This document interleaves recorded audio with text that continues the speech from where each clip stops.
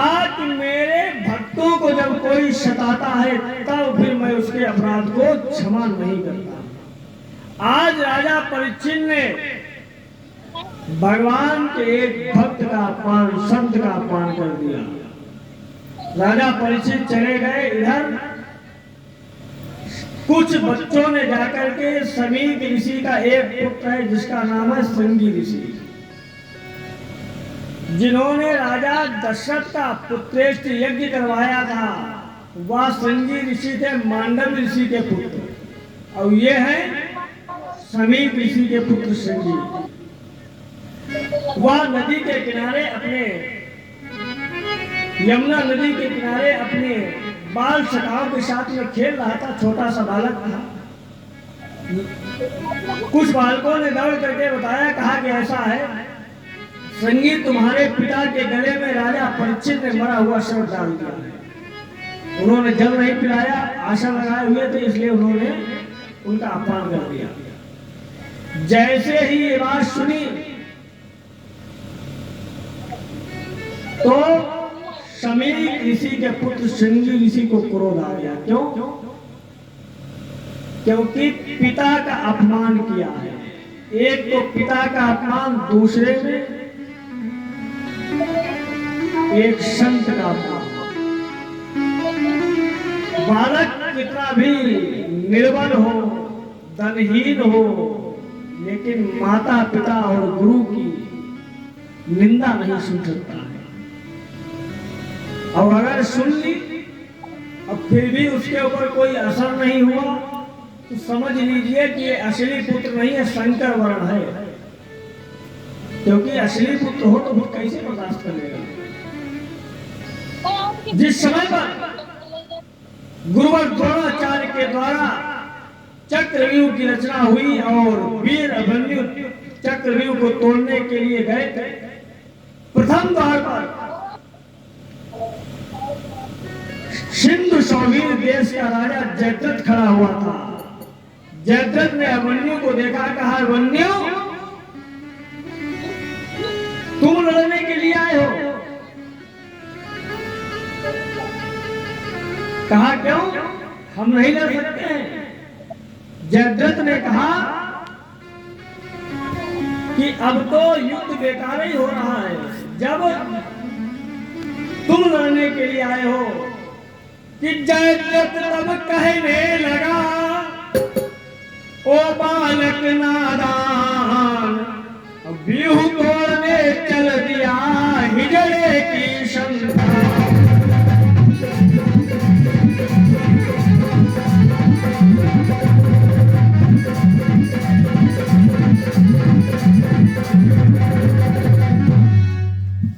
कहा, तुम नपुंसक के पुत्र हो। और ये बात क्यों कही थी? क्योंकि अर्जुन को ये श्राप था कि तुम नपुंसक हो जाओ। और किसने दिया था? बात ठीक उस समय की थी जब अर्जुन अपने पिता देवराज इंद्र के यहाँ विद्या अध्ययन कर रहे थे, शस्त्र विद्या को सीख रहे थे। क्योंकि 7 वर्ष के लिए अर्जुन गए थे इन लोक में विद्या सीखने के लिए। तो इंद्र के यहाँ एक अप्सरा थी जिसका नाम था उर्वशी। और उर्वशी ने अर्जुन को देखा, अर्जुन ने उर्वशी को देखा, दोनों को आपस में प्रेम हो गया कि उर्वशी उर्वशी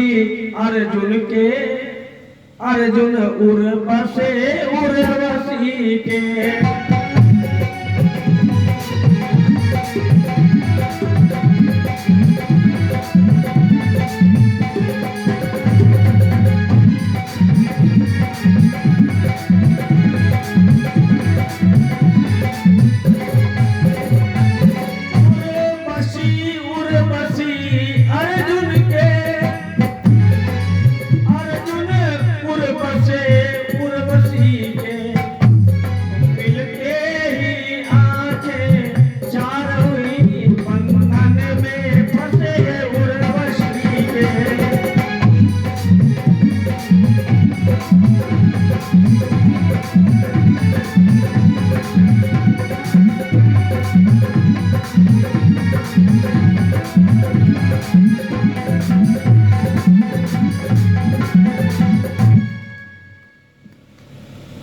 उर्वशी से अर्जुन को प्रेम हो गया। उर्वशी ने क्या किया, एक दिन बहुत श्रृंगार किया। रात्रि के समय में अर्जुन के कक्ष में आ गई, दरवाजा खड़काया, अर्जुन ने दरवाजा खोला, देखा उर्वशी। अर्जुन चौंक पड़े, कहा देवी इस समय पर क्यों आई हो और तुमने इतना ज्यादा श्रृंगार क्यों किया है? उर्वशी ने कहा कि श्रृंगार इसलिए किया है कि मैं तुमसे मिलने के लिए आई हूं, मैं तुमसे प्रेम करती हूं। अर्जुन ने कहा देवी क्या तुम्हारा विवाह हो गया? तुमने इतना ज्यादा श्रृंगार किया, क्या तुम्हारा विवाह हुआ है? उर्वशी ने कहा अर्जुन हम लोग विवाह नहीं करते। कहा क्यों? कहा हम लोग वैश्याओं की, नर्तिकाओं की श्रेणी में आते हैं, हम लोगों का विवाह नहीं होता है।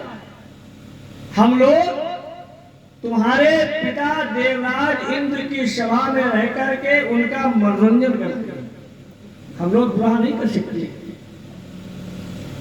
इसीलिए मैं किसी भी समय अपने को श्रृंगार से युक्त करूं, कोई प्रभाव नहीं है।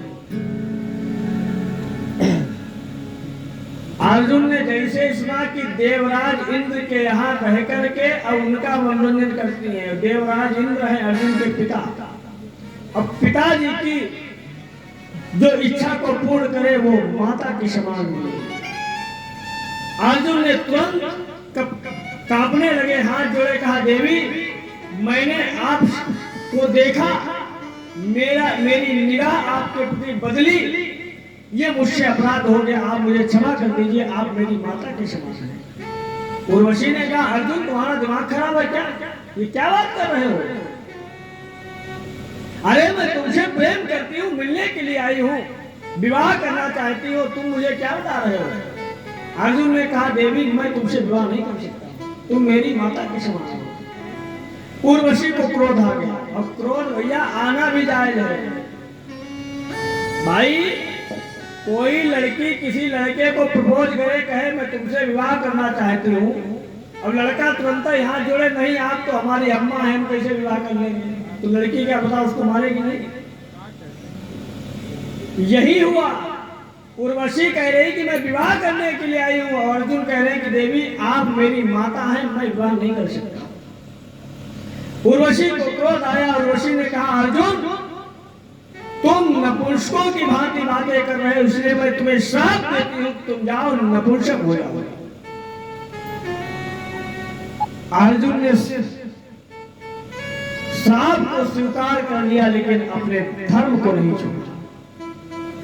सुबह प्रातः काल देवराज इंद्र को यह बात मालूम हुई। देवराज इंद्र ने उर्वशी को बुलाया, कहा तुमने ये क्या किया, मेरे पुत्र को नपुंसक बना दिया।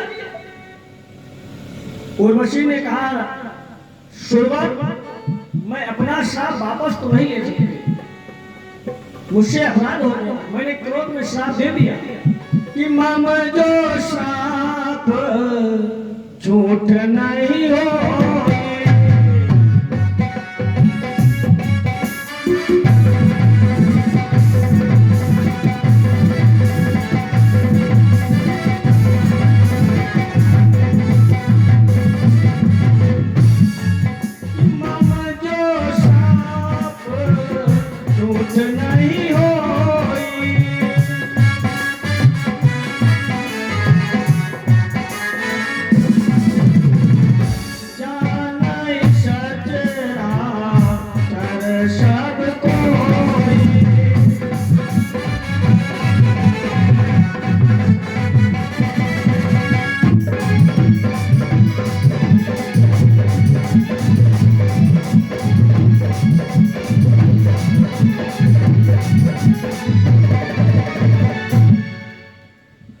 उर्वशी ने कहा मेरा श्राप झूठा तो नहीं हो सकता, लेकिन परिवर्तन कर सकती हूँ। कहा कैसा परिवर्तन? कहा अर्जुन जब चाहेगा तब नपुंसक हो जाएगा, और जब चाहेगा तब पुरुष हो जाएगा, पुरुषत्व को प्राप्त हो जाएगा। तो आज जयद्रथ ने अभिमन्यु से उसी बात को कह दिया कि जयद्रथ तब कहने लगा ओ बालक नादान, व्यूह तोड़ने चल दिया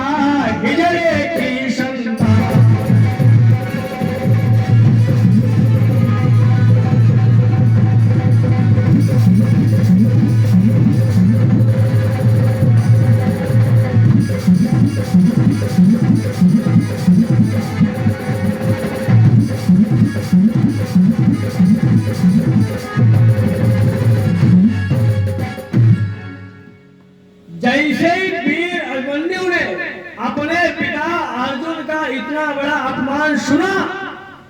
एक क्षत्रिय वीर योद्धा थे, अपने पिता का अपमान बर्दाश्त नहीं कर पाएगा। जयद्रथ, आज तुम्हें मेरा बाप नपुंसक दिखाई पड़ रहा है कि बाप को जबई सुने अपमाना, गर गर गर गर आई गर जऊ बलवाना।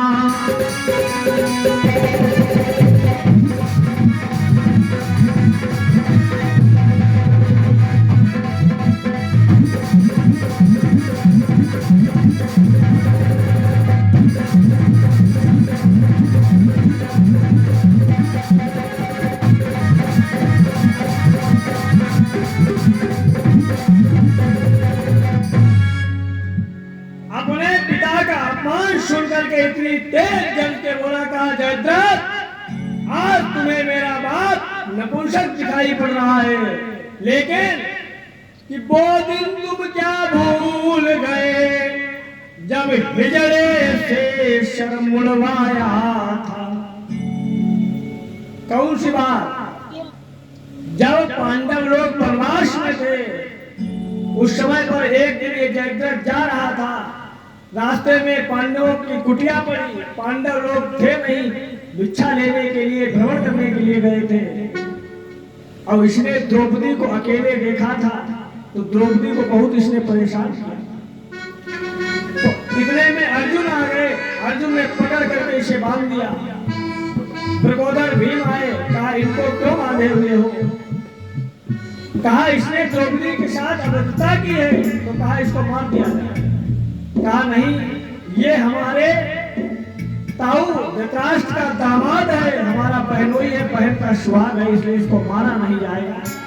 वही गीता का श्लोक कि संभावितस्य कीर्तिम मरणादिति रिच्यते, अपमान कर दिया था, चौराहा बनवाया, मुंह काला किया, मूछ घोट दिया, छोड़ दिया। आज वीर अभिमन्यु ने कहा कि तुम्हें हमारे पिता अर्जुन नपुंसक दिखाई पड़ रहे हैं, लेकिन वो दिन तुम भूल गए कि वो दिन तुम क्या भूल गए जब हिजड़े से सर मुड़वाया था। एक मूछ घोट कर तेरी जूतों का माल पिन्हाया था।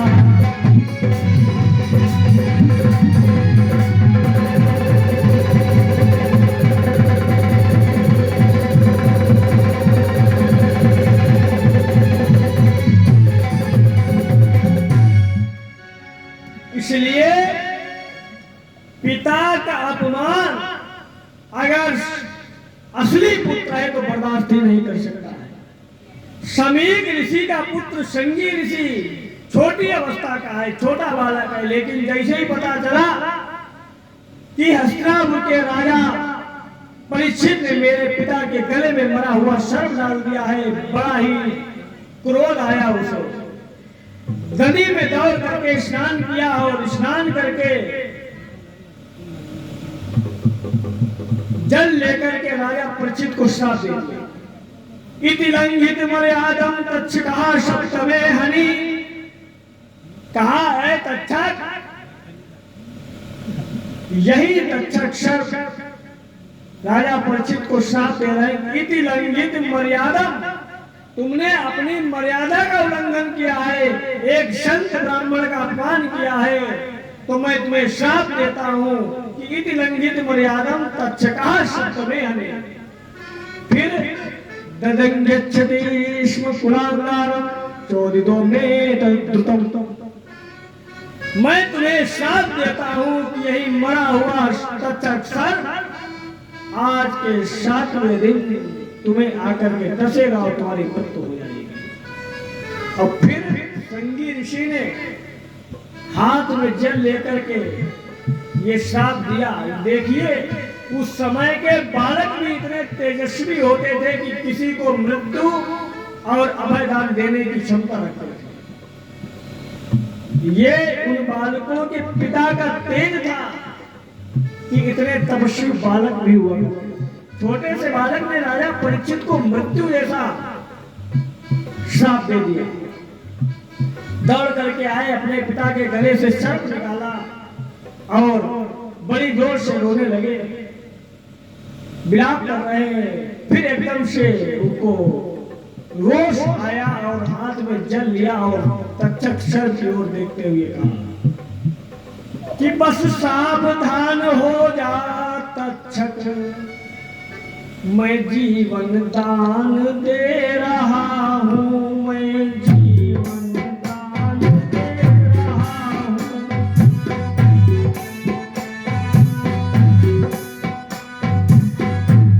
जो प्राण तुम्हारे नहीं रहे, मैं उनका काम कर रहा हूँ।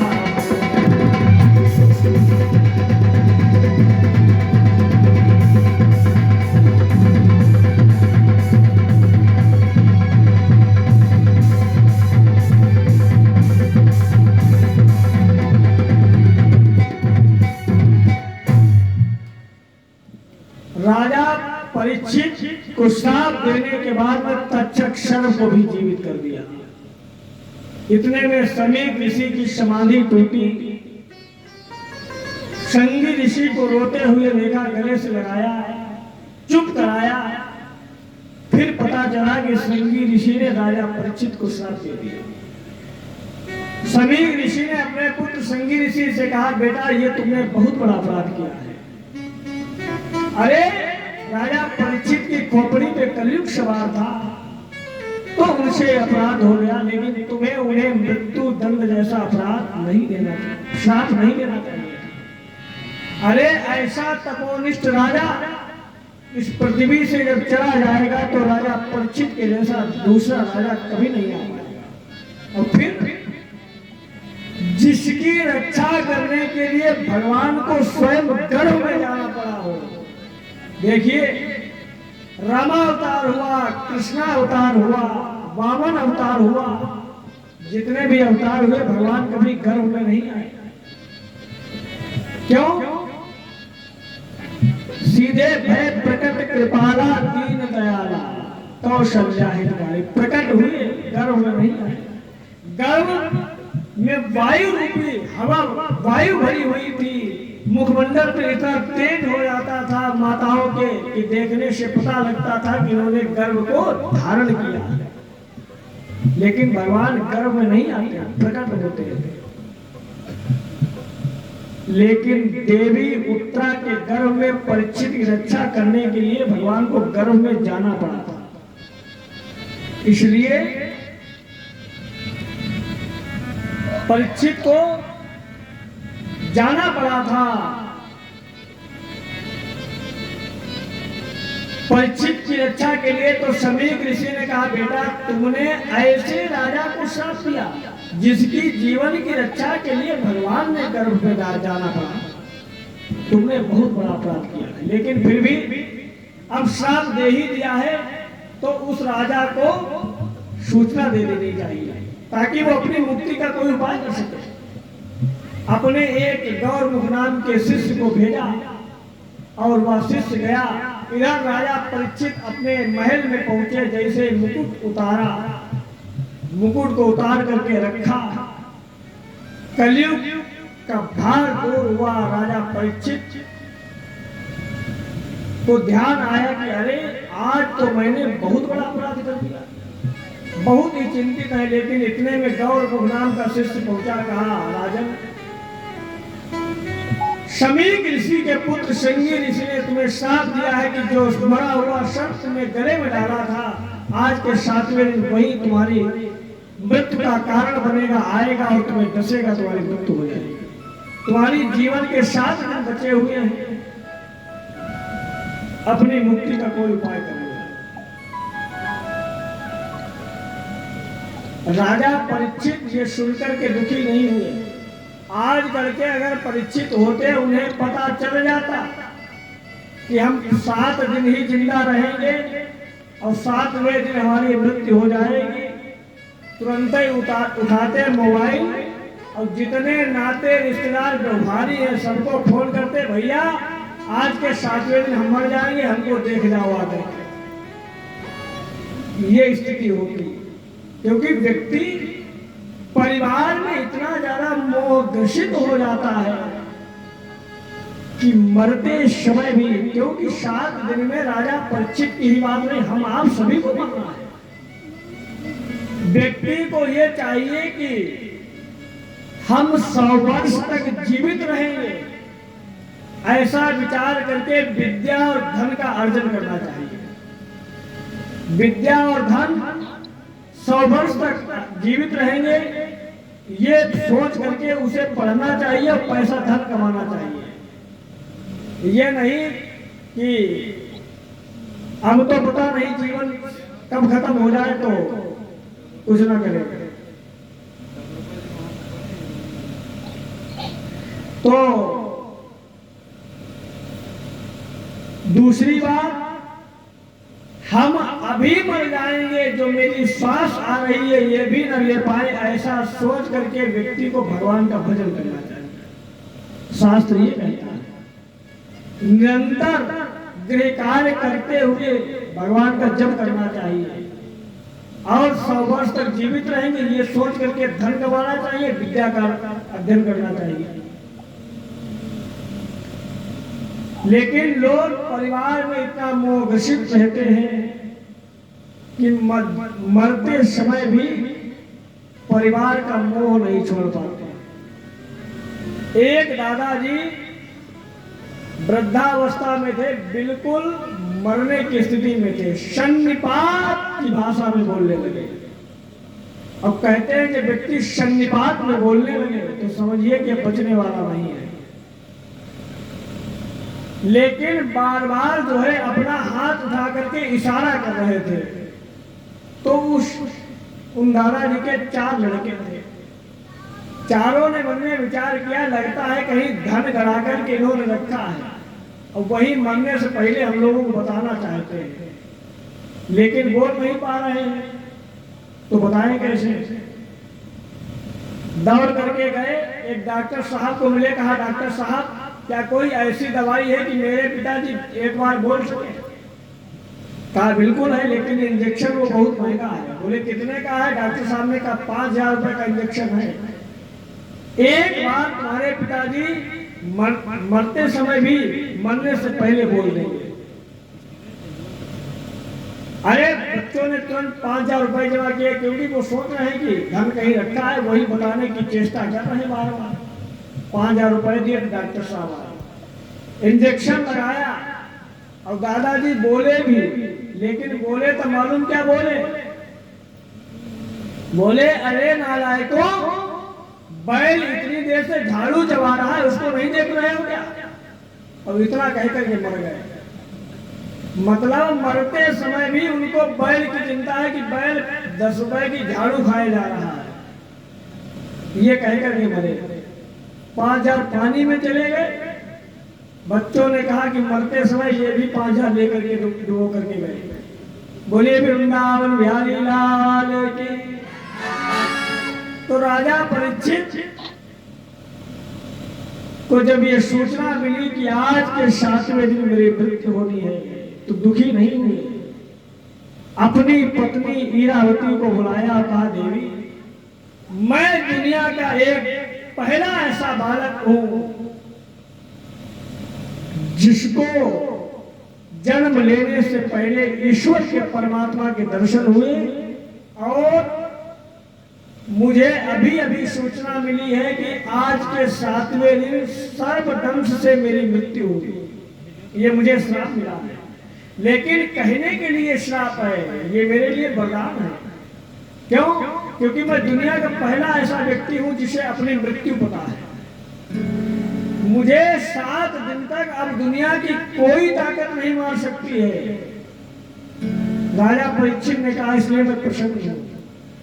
अल्प अवस्था में ही अपने पुत्र जन्मेजय को हस्तिनापुर का राज्य देकर के और राजपाट छोड़ करके सन्यासी वेश में अनशन धारण करके चल पड़े। चलते चलते शुक्र ताल पर आ गए और आकर के बैठे हुए हैं। जब सबको ये पता लगा कि राजा परीक्षित अनशन करके शुक्र ताल पर राजपाट का परित्याग करके आए हैं, तो उनसे मिलने के लिए बड़े बड़े संत महात्मा भृगु वशिष्ठ च्यवनस्य गौतमो तथा मेधातिथि देवन देवरातो रामस्तथा गाधीश्वरस्य मृगंड पुत्रा त्रिज विप्लादः। बड़े बड़े ऋषि भृगु वशिष्ठ पाराशर व्यास जी विश्वामित्र मार्कंडेय पिपलाय ऋषि देवला ऋषि इत्यादि सभी लोग उसी गंगा जी के घाट पर उपस्थित हुए। राजा परीक्षित ने सबको देखा। देखिए, राजा परीक्षित को ये मालूम है कि 7 दिन तक कोई भी शक्ति मुझे नहीं मार सकती है, लेकिन ये भी नहीं कि हमको पता हो जाए कि अब हमारे बहुत भयंकर रोग हो गया है जिसका कोई इलाज नहीं तो हम मर जाएंगे, या व्रत हो गए हैं इलाज अब ना करवाए, फालतू पैसा क्यों खर्च करें। ऐसा नहीं, शास्त्र ये कहता है कि मृत्यु बुद्धिमतान कोहे यावत बुद्धि बलोदयम। बुद्धिमान व्यक्ति को चाहिए कि जहां तक बुद्धि बल काम करे उसे मृत्यु का डट करके सामना करना चाहिए। अब फिर भी अगर प्राण नहीं बचते हैं तो मरने वाले का कोई दोष नहीं रहता है। मृत्यु बुद्धिमताम यावत बुद्धि बलोदयम। राजा परीक्षित गंगा जी के घाट पर बैठे हुए हैं और घाट पर बैठे हुए हैं। सबको राजा परीक्षित ने प्रश्न किया कि आप लोग ये बताइए कि मेरी मृत्यु 7 दिन के 7वें दिन होनी है, तो ऐसी स्थिति में मैं क्या करूं? मुझे क्या करना चाहिए जिससे मुझे सद्गति मुक्ति प्राप्त हो जाए, मोक्ष प्राप्त हो जाए। यहाँ तक राजा परीक्षित का ये प्रश्न केवल राजा परीक्षित के लिए ही नहीं है, संसार के लिए भी है। संसार का प्राणी विचार करता है कि अरे आज क्या आगे चल करके भजन कर लिया जाएगा, आगे कर लिया जाएगा, लेकिन ऐसा नहीं कि समय पर काल रूपी सर्प आ करके हमको डस लेगा, ये कोई पता ही नहीं है। कि रात्रि गमिष्यति भविष्यति सुप्रभातम। एक बार एक भौरा उड़ता हुआ गया और एक कमल के पुष्प पर बैठ करके उसके पराग के रस को चूसने लगा। जैसे हम लोग संसार के भौतिक पदार्थों में लिप्त होकर ईश्वर को भूल जाते हैं, वैसे ही उस भंवरे को या भान ही नहीं रहा कि जब सूर्यास्त हो जाएगा तो यह कमल बंद हो जाएगा और हम भी इसमें बंद हो जाएंगे। पराग को चूसता रहा, सूर्यास्त हुआ, कमल बंद हो गया, भंवरा भी अंदर बंद हो गया। अंदर बंद हो गया तो वो यह विचार मालूम क्या करता है अंदर कि रात्रि गमिष्यति भविष्यति सुप्रभातम। रात्रि गुजरेगी, सुबह प्रातः काल होगा। फिर भास्वान उद्देश्यति हस्यति पंकजश्री। सुबह प्रातः काल होगा, भगवान भास्कर प्रकट होंगे और ये पंकज कमल जो है हंसता हुआ खिल जाएगा। और जब खिल जाएगा तो मैं निकल जाऊंगा।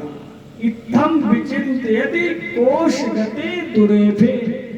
ऐसा बैठे बैठे वो विचार ही कर रहा था। यही हम आप सभी करते हैं कि अरे अभी क्या है, अभी आगे भजन हो जाएगा, अभी परिवार में जो है बच्चों की शादी करनी है, गाड़ी लेनी है, मकान बनवाना है, लखनऊ प्लाट लेना है, फिर आगे भजन हो जाएगा।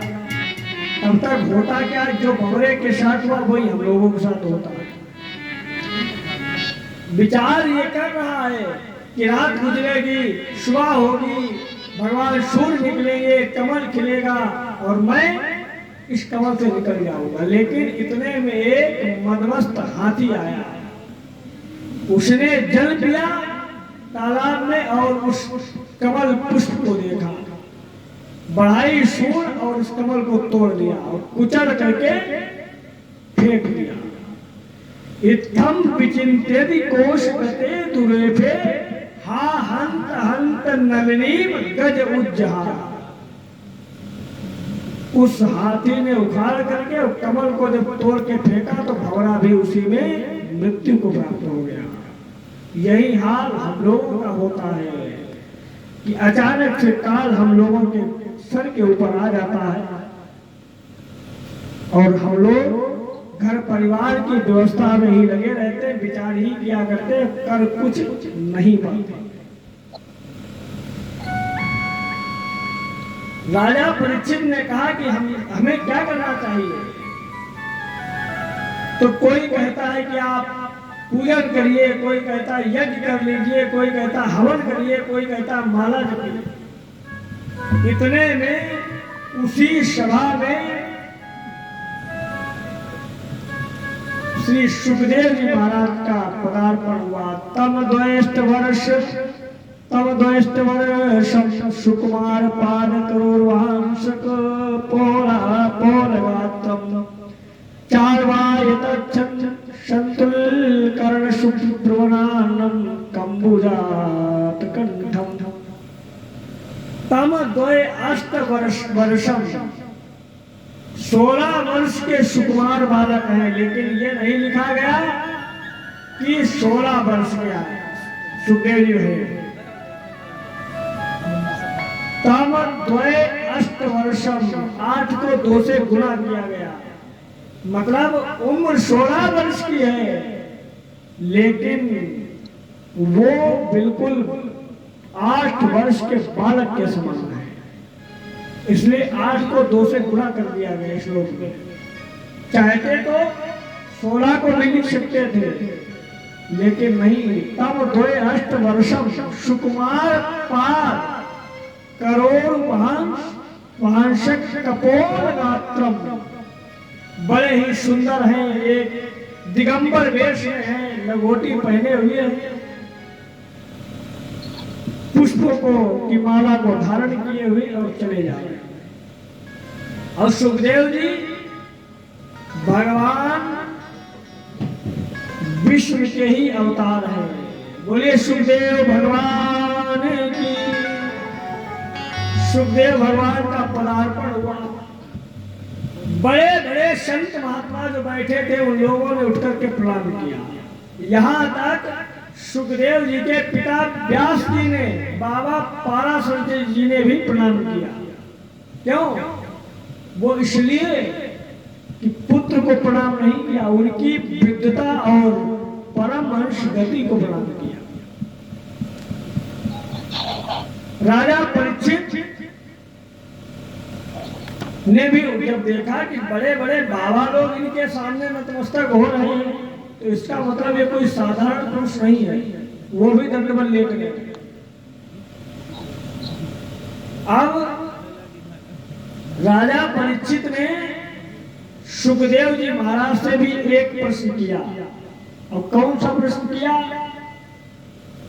परीक्षित रुवाच अतः पृच्छामि संसिद्धिं योगिनां परमं गुरु पुरुषस्य कार्यं म्रियमाणस्य सर्वथा। अतः पृच्छामि संसिद्धिं योगिनां परमं गुरु। आप तो योगियों के भी परम गुरु परमहंस गति को प्राप्त हैं, इसलिए आप हमको बताइएगा कि जिस व्यक्ति की मृत्यु सबसे नजदीक हो उसको क्या करना चाहिए। राजा परीक्षित ने यह नहीं कहा कि मेरी मृत्यु नजदीक है, पूरे संसार के लिए प्रश्न किया कि जिस व्यक्ति की मृत्यु नजदीक हो उसको क्या करना चाहिए। पुरुषस्य यत् कार्यम, उस पुरुष को क्या कौन सा काम करना चाहिए। म्रियमाणस्य सर्वथा, मरने वाले व्यक्ति को पुरुष को कौन सा काम करना चाहिए। ये कथा है प्रथम स्कंद तक। अब द्वितीय स्कंद में प्रारंभ होते हैं। बोले बोले रावण बिहारी लाल की। अतः वृक्षान संसिद्धिम योगिनां परमं गुरु पुरुषस्य यत् कार्यम म्रियमाणस्य सर्वथा। इस श्लोक तक भागवत का प्रथम स्कंद पूर्ण हुआ। अब द्वितीय स्कंद प्रारंभ होता है। राजा परीक्षित को सुखदेव भगवान ने कहा, राजन बरियानेस्ते प्रश्न कृतो लोकहितम नृप। कहा, हे राजन तुम्हारा प्रश्न सराहनीय है। क्यों? बरियानेस्ते प्रश्न कृतो लोकहितम नृप। हे राजन तुम्हारा प्रश्न लोक के लिए कल्याण की भावना से है। आत्मवितसम्मतः पुरुषां श्रोतव्यादिशयापरः। कहा, तुम्हारा प्रश्न बहुत उत्तम है। मैं तुम्हें बताऊंगा कि मृत्यु जब नजदीक हो तो व्यक्ति को क्या करना चाहिए। कहा कि मृत्यु जब नजदीक हो तो तुमको क्या करना चाहिए, ये कहा मैं तुम्हें बताऊंगा। राजा परीक्षित ने कहा, ये बताओ कि 7 दिन के अंदर ही हर व्यक्ति को मरना है, तो उसको मुक्ति कैसे मिलेगी? 7 दिन में कौन सा उपाय करें?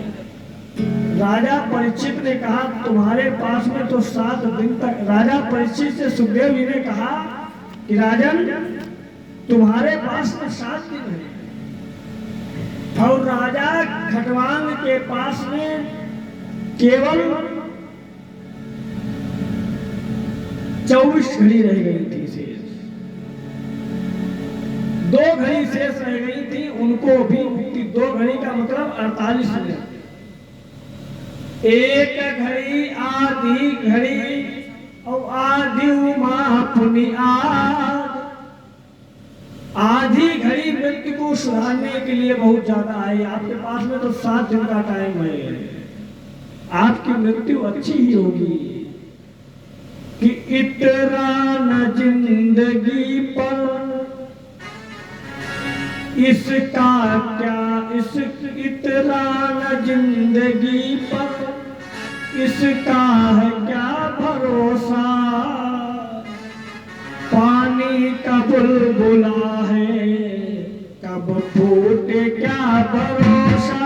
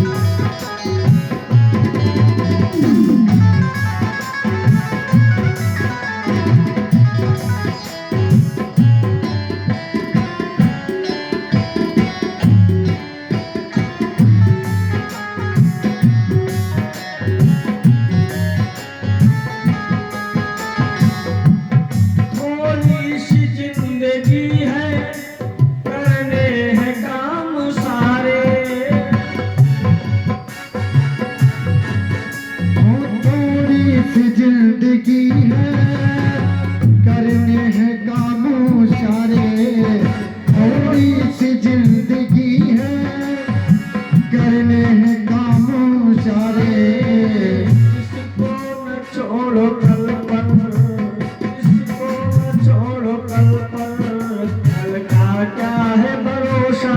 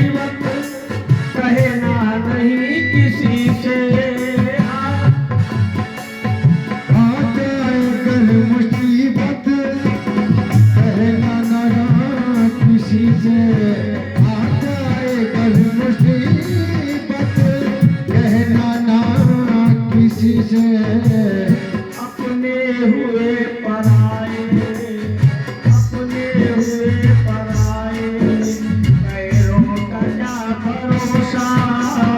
अपनी हुए पराए, गैरों का क्या भरोसा। अपनी हुए पराए, गैरों का भरोसा। इतना न जिंदगी पर इसका क्या है भरोसा। इतना न जिंदगी पर इसका क्या है भरोसा।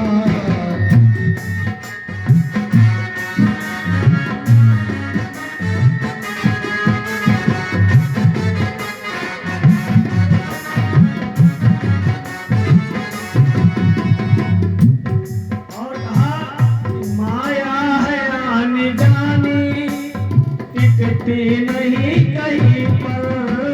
माया है आनी जानी, दिखती है कहीं पर। माया है आने जानी, टिकती नहीं कहीं पर।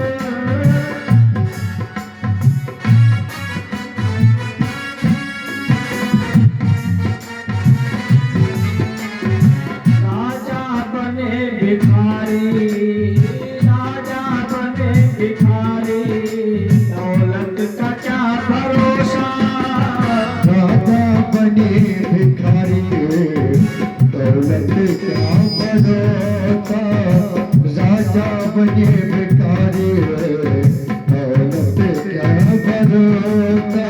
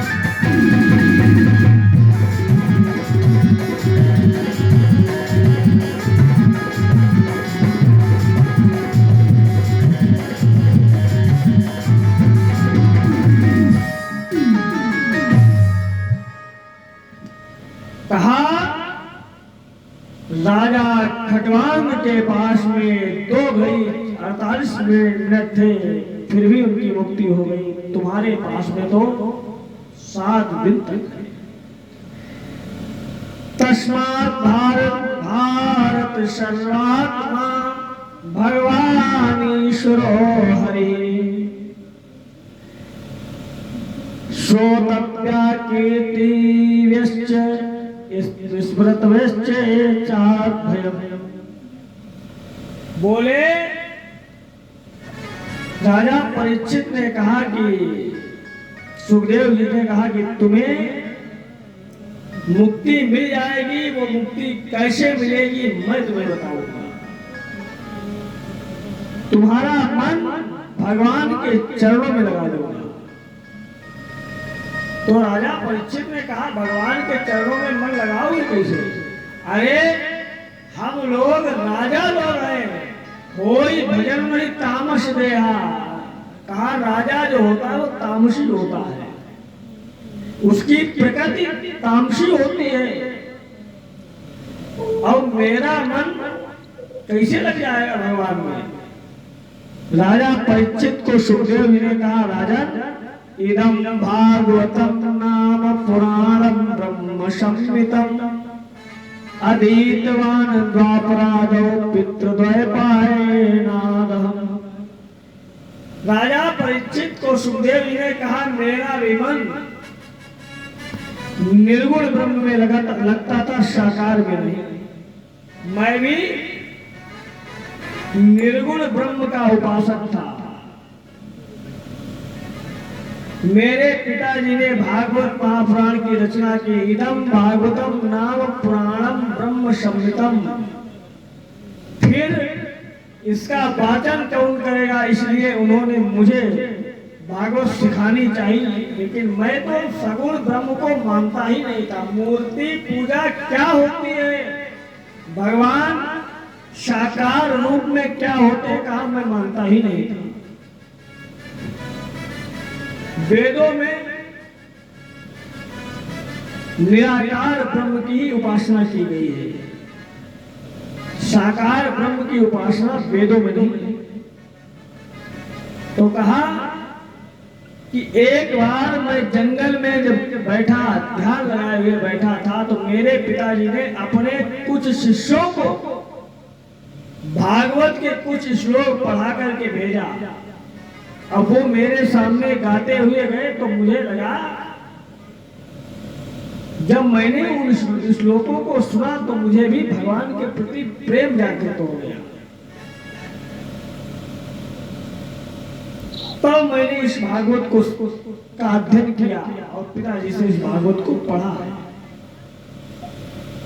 कहा मैं निराकार ब्रह्म का उपासक था, लेकिन मेरे पिताजी के शिष्य लोग जंगल में गए और भागवत महापुराण के दशम स्कंद का एक श्लोक पढ़ते हुए जा रहे थे कि वर्हा पीडम नटवर बपु कर्णयोः कर्णिकारं बिभ्रतवासः कनक कपिशं वैजयन्तीं च माला रन्ध्रान वेणोरदर सुदयाः वृन्दोपवृन्दौ वृन्दारण्यं सुपदरमणं प्राविशद गीत कीर्ति। कहा सायंकाल का गोधूली बेला का समय है, गोपियां अपने घर में बैठे श्रृंगार कर रही हैं, लेकिन वह श्रृंगार करते हुए ये विचार कर रही हैं कि भगवान गोधूली वेला के समय गैयों को चराते हुए आ रहे हैं, गाय आ रही है और उनके चलने से जो धूली उड़ रही है उससे भगवान का शरीर आच्छादित हो रहा है। बर्हा पीडम नटवर बपु, मोर मुकुट लगाए हुए। देखिए भगवान ने मोर पंख कब लगाया और क्यों लगाया? मोर पंख त्रेता युग में भी लगाया है भगवान ने, जब पुष्प वाटिका में गए थे मोर पंख तब भी धारण किया है। और द्वापर में मोर पंख भगवान ने धारण किया, लेकिन धारण मोर पंख किया क्या? मोर पंख ये धारण भगवान ने इसलिए किया कि एक बार भगवान मधुवन में विचरण कर रहे थे कि श्री राधिका जी उधर से निकल पड़ी। राधिका जी को भगवान ने देखा और राधिका जी ने भगवान श्री कृष्ण को देखा, तो परस्पर एक दूसरे को देखते ही रहे, एक तक देखते ही रहे।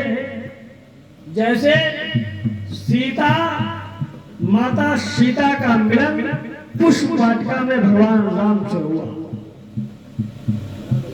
तो स्थिति क्या हुई थी कि भय विलोचन चारु अचंचल मन ही सकुच निमित जे